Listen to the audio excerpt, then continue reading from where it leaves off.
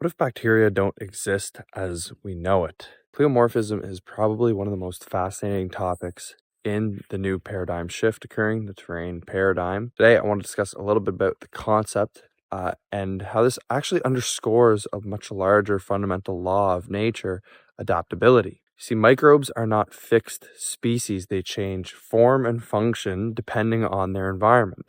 This has been known for hundreds of years at this point. The term pleomorphism was banned, it was outlawed, you were not allowed to use it in scientific papers in the early 1900s. Of course, this was because monomorphism was taking over. They didn't want the pleomorphic ideology to be influencing any sort of scientific discussion, experiments whatsoever, because of course, it would lead to much different conclusions than what the pharmaceutical industrial complexes have created today. Pleomorphism does underscore the industrial pharmaceutical industry because the idea of fixed species is necessary to create fixed diagnoses, to be able to create fixed cures. So there is a succession here required to create such a phenomenon. That being said, it's not what reflects in reality, and the reality of the situation is even a lot of modern papers are admitting the pleomorphic nature of microbes. Now, of course, pleomorphism on the macro scale is generally well admitted and understood. We just don't call it pleomorphism. On the macro scale, we call it development, right? So from the egg and the sperm to the individual, goes through its growth cycles, of course, from the tadpole to the frog, the metamorphosis of the caterpillar to the butterfly. Even on the micro scale, right? When I'm talking about parasitic worms, parasites in quotations, because of course parasites do not cause disease. But we could see that there are ova stages, egg stages, larva stages, and then you have full-fledged worms, and of course, depending on the species in quotation of the pathogen or parasite, these are termed different things, but generally the idea is still understood that there is some sort of development. For some reason, when it comes to microbes, generally we think that we forego this idea and we think that they are just fixed species, constantly altering and shifting and undergoing asexual development and just dividing or whatever it may be, right? It depends on the microbe itself, what kind of conclusions have been drawn. I just want to take a moment to share with you guys the Beyond Terrain Academy. I've put my heart and soul into this academy.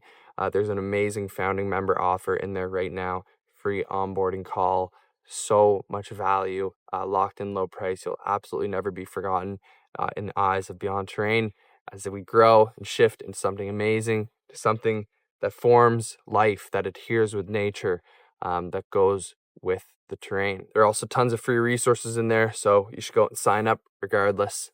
Introductory course on the causes of disease, the true causes from a terrain perspective, as well as the terrain fundamentals. So make sure you go and check that out.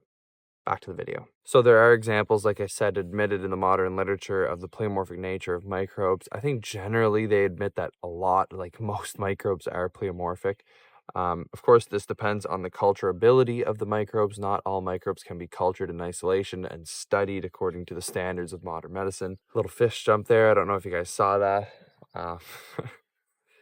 Lots of striped bass in these waters here. But something like Helicobacter pylori in your stomach, of course, said to be the cause of ulcers, and sometimes they say it's the cause of cancer. They admit that this is pleomorphic in nature, that it can change shape and form in response to environmental conditions. Additionally, something that you can think about is the spore state, biofilm state, different things like this. These are sort of different forms, especially the sporadic form. Right, when a microbe can take on a dormant form, that's a really important thing to understand, right? It's changing its form and function depending on the environment, depending on the needs of the environment. Because of course, microbes respond to their environment, right? They respond, they do not create their environmental conditions.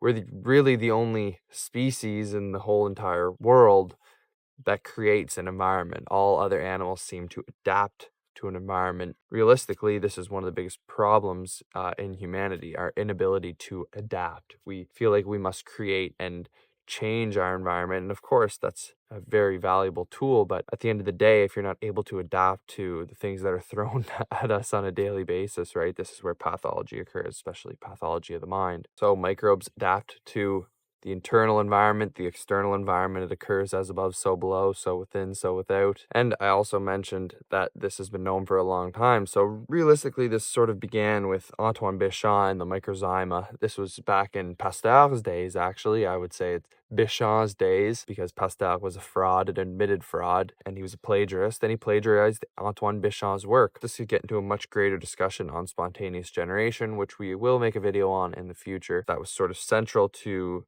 their debate. Pasteur obviously is the one known for discovering or disproving spontaneous generation. But again, it was Antoine Bechamp, and Louis Pasteur obviously bastardized the true understanding of it to fit the vested interests. Of course, he had many ties, but we'll move on from that for now. Antoine Bechamp worked with microzymas. He worked with fermentation. He observed these microzymas in live microscopy, in dark field microscopy, right? So he was able to see the microbes develop from these microzymas, right? And so there have been individuals who have had microscopes powerful enough. Of course, he was an individual who built his own microscope, and the individuals who have had the technology to build their own microscopes over time were the ones who have been able to see the microzyma develop. You might wonder, well, how don't we have that technology nowadays? How can we not see at that level, right? Because microzymas are very small. They're very minute organisms that undergo Brownian motion. They're very like particles when you actually look at videos of microzyma. Some have even said that it is possible that the microzyma are what we observe when we look at viral particles, right? Tiny little particles that can develop into greater organisms. Of course, this can't be seen under electron microscopy because you're looking at dead tissue, right? The requirement is that you can see live tissue. If you look at dead tissue, that leads to snapshots of reality. You don't see the life cycles, right? So if all you had were pictures of caterpillars and butterflies, you would absolutely not connect the two and say that they are the same species. So the microzyma, and I do want to go more in depth into the microzyma, but I do want to cover pleomorphism more in this video. The microzyma is the fundamental particle of life. Antoine Bechamp might have overextended a little bit in his discussion on microzyma. Maybe not so much. It kind of depends when you read his books. It's not as though he was saying anything was dogma or law, but he did observe these things, and he did observe that these particles were present in all living matter. Only in synthetic matter were these tiny little microzyma particles not there. So when he did his experiments on fermentation, and this really ties in closely with the concept of spontaneous generation and how Pasteur bastardized this idea, what Antoine Bechamp did is he took two ferments. He took one ferment where he added chalk, natural chalk, which contained microzymas, and he took calcium carbonate synthesized in a lab, which was devoid of microzyma because it was not a natural form of chalk. It didn't have the microzyma present. And of course, he reproduced this many times, but he took two jars. In one, he had the natural chalk, and the other, he had the synthetic chalk. And the one with the natural chalk produced a ferment. It was able to invert sugar, whereas the one with the synthetic chalk didn't, because there were no microzyma present. Of course, he sterilized these to kill all the bacteria, so there was no bacterial contamination, just the microzyma present. It's kind of similar to how we have pasteurized milk, right? All the bacteria is killed, but for some reason it still turns, right? Even when it's sealed shut. It's sealed and it's sterilized.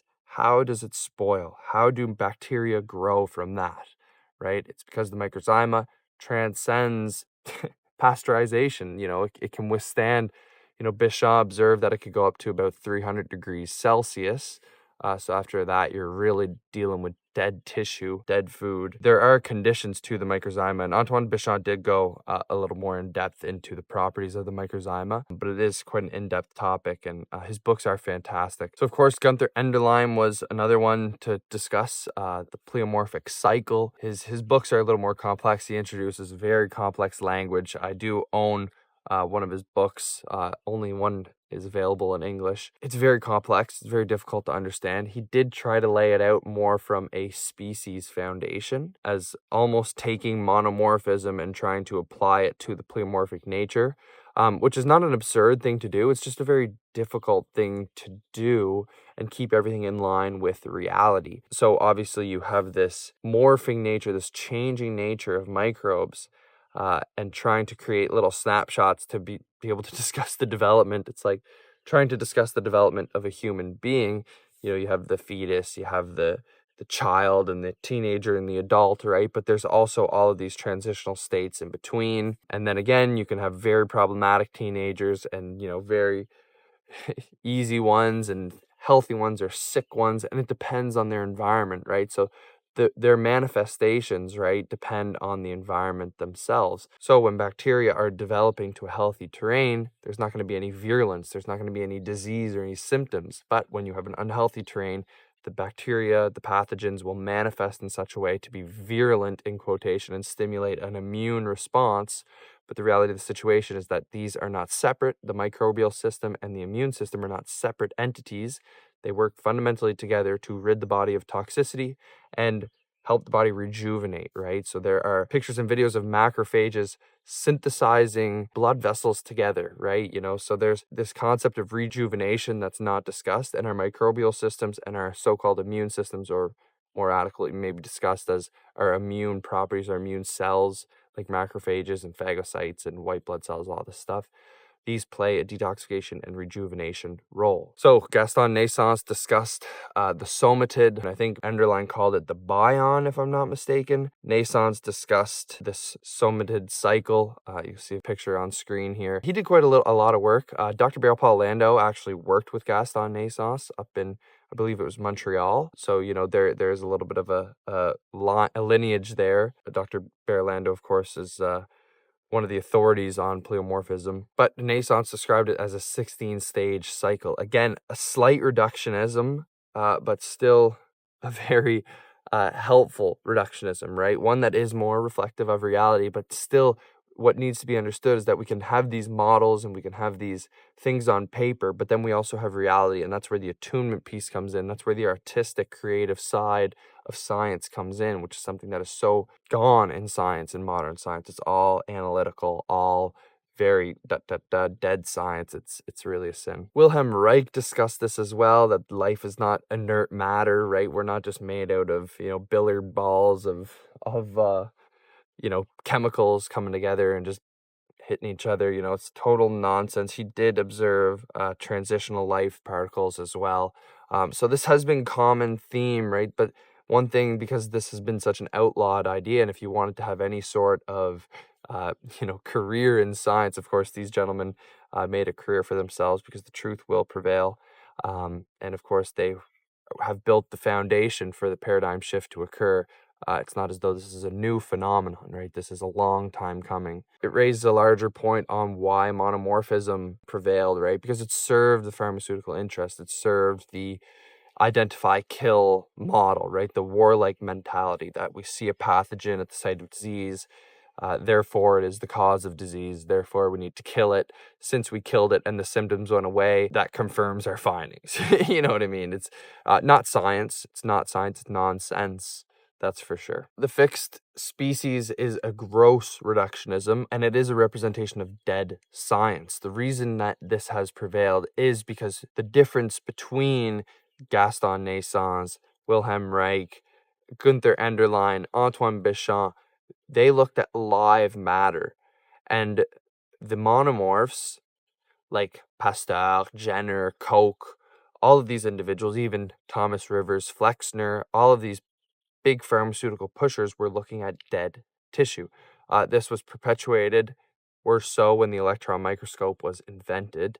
Of course, this was a huge problem because it allowed for visualization of the ultrastructure, of the very details of microbes, but we're missing the big picture, right? So we could see, and even the ultrastructures are not adequate representations. Electron microscopy completely alters the sample. So you're not actually looking at a reflection of reality once again, right? So underscores once again a larger discussion on life science versus death science. The terrain is a life science. Modern science is a death science because it looks constantly and is obsessed with death, disease, decay, and that's just not an accurate representation of life. You wouldn't study the opposite of something to try to get to the definition, right? It's like trying to study fire to understand water. It doesn't make any sense. So the underlying pleomorphic adaptation philosophy, pleomorphism, indicates that microbes are dynamic, right? They are responsive. They play this very important ecological role of adaptation to the environment. This occurs internally and externally. Like I said, the microzyma is ubiquitous. It's present in our realm, in live matter around our entire reality, right? So they're present in all life. When thing is devoid of microzyma, it is devoid of life. That is why these individuals, these gentlemen, throughout history have discussed it as the fundamental unit of life itself. So these concepts of health and disease and symbiosis, decay, healing, all of these phenomenon require there to be some sort of adaptation. They require microbial transformation. You know, if you don't have the microbe present when you have a sick, diseased internal environment, you will not detox properly. And that's why we have chronic illnesses. When we remove the acute response, when we remove the biological organisms there to clean up our internal environment and suppress our immune system, right? We suppress our rejuvenation and detoxification symptoms. We suppress inflammation, fevers. We suppress all of these properties, white blood cells, everything needs to be suppressed. And that's what creates chronic illness, right? Chronic illness is the body not understanding really what's going on and just trying to reach some sort of balance. So then it becomes maladaptive. And once you have these maladaptive symptoms, then you have obviously bigger problems at hand. So each of the individuals that I've discussed kind of have a different call to fame. Bechamp, of course, saw that microzymas can ferment sugar. They become pathogens under the right environmental conditions. Enderline really observed the transitions from, he called it the protid, the microzyma, to bacteria, to yeast mold structures. He also saw this in the reverse. So he saw that you could actually reverse the pleomorphic cycle. So it wasn't a fixed one-way cycle, right? It was a continuous adaptation, right? Depending on what the terrain needs.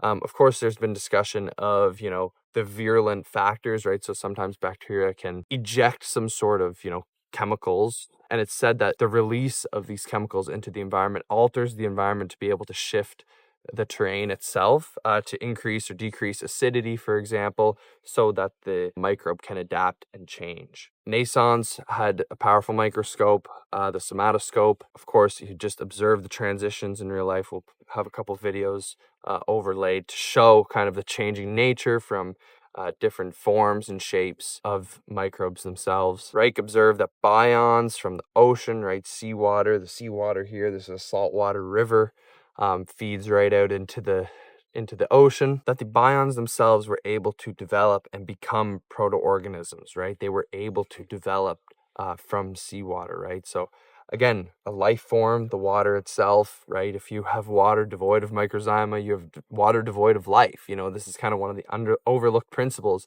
of healthy water, right? We talk a lot about structured water, but we overlook that there needs to contain life in the water itself. And of course, this is not to say that, the consumption of raw food is not necessary. Raw food contains the most unadulterated microzyma and bacteria. It's not as though we can't have exogenous bacteria colonize our systems, right? Or even exogenous parasites or whatever it may be. There are something to be said, like I find sometimes with pleomorphism, we can maybe get too much into this idea of endogenous creation, right? Creation of microbes from within. But I do think that there's still something to be said about the exogenous exposure to microbes, right? Microbes in our environment.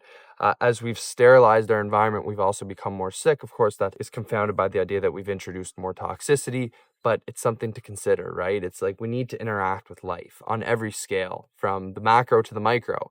If you're locked in a closet, you're going to end up sick in the mind. You're going to have all these problems physically and mentally. And, so if you're not exposed to life on the micro level, you're going to have problems as well. But I mentioned, and I want to say it one more time, the transitional stages might not be as clear-cut as we thought, right? So you can go watch this video on microbial species and how they are not as we understand them, right? Most of the ideas when it comes to microbial species rely on genomics, which is a false science. It is a pseudoscience, and it's perpetuated by the antibody nonsense. It's confirmed circularly through serology, so a big problem. And so again, if you kill the microbe and you remove the symptom, it does not indicate that the microbe was the cause of disease, right? Because the microbe was adapting to a toxic environment. And, you're removing the symptom, but again, it's symptom suppression, right? And most drugs act in this fashion of symptom suppression, most, if not all of them, especially all synthetic ones, but even sometimes herbology can fall under this category. And if you don't have someone who's aligned with supporting your internal environment, then you're going to run into some trouble when it comes to even using natural medicines, right? If you're using them allopathically and aligned with the sort of kill warlike mentality, you're going to end up with problems down the road. This was something we were discussing in the community, actually. When it comes to the use of even natural medicine, right? There's an intention that needs to be there.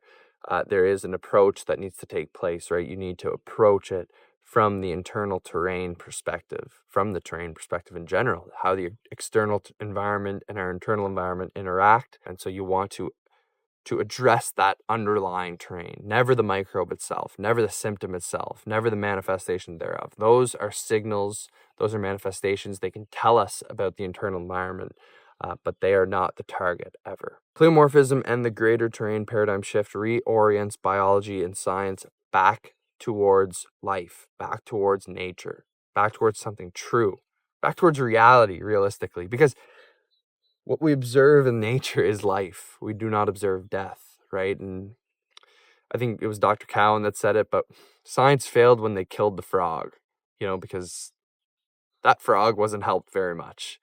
Once we started looking at dead tissue to try and figure out how to support live tissue, we lost all understanding of science, of the study of nature, of life. Pleomorphism aligns with nature. It aligns with the rhythms, the cycles, the adaptability. It aligns with the macro cycles of life as well. Life is cyclical. It is not stagnant, monomorphic. We are constantly changing forms and adapting. Microbes just do it much quicker than we do on the macro scale. So of course it takes humans a long time to develop. And I believe that on the micro scale, it's very short periods of times that are required for microbes to develop. The idea is not that microbes are attacking. There are no microbial terrorists out to get us. All microbes, bacteria, fungus, parasites, viruses obviously do not exist, fall under this category. Pathogens are a misnomer. Pathogens, realistically, the definition should be responders to a diseased environment, right? When they're virulent, when they seem toxic, they're actually just responding to this toxic environment. The terrain is everything. The germ is nothing, although the germ plays a very important role. But at the end of the day, it does not indicate a root cause. If you guys enjoyed this lecture, there's lots more in the community. There's tons of free resources in there. The fundamentals of the terrain, introductory course on the causes of disease. There are paid membership options with high amounts of value in there. So make sure you go join.